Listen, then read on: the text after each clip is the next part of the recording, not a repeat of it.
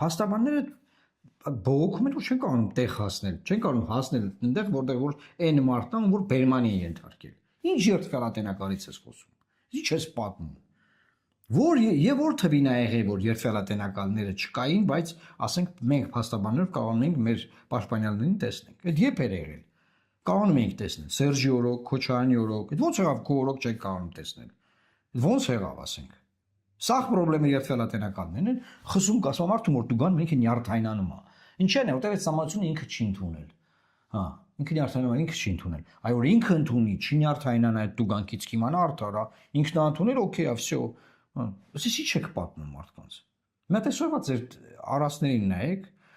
ձեր դատական համակարգին նայեք, ինչքան մարդը քաղաքպայմանագրի հետևորդ, համակիր, թմբուկ խփող հեղափոխության վաղ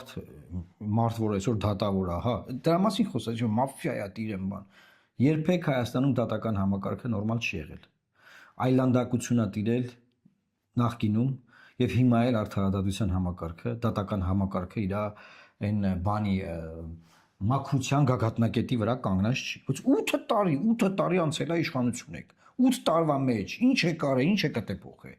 Մարդիկ տարիներով դեգերում են դատարանների առաջ։ Մարդկանց գործերը տարիներով չեն քննվում։ Քննված գործերով կայացված վճիռները տարիներով ի կատար չեն ածվում։ Բանը ուշացած արդարադատությունը արդարադատություն չի։ Հայտնի բան կա, սկզբունք կա։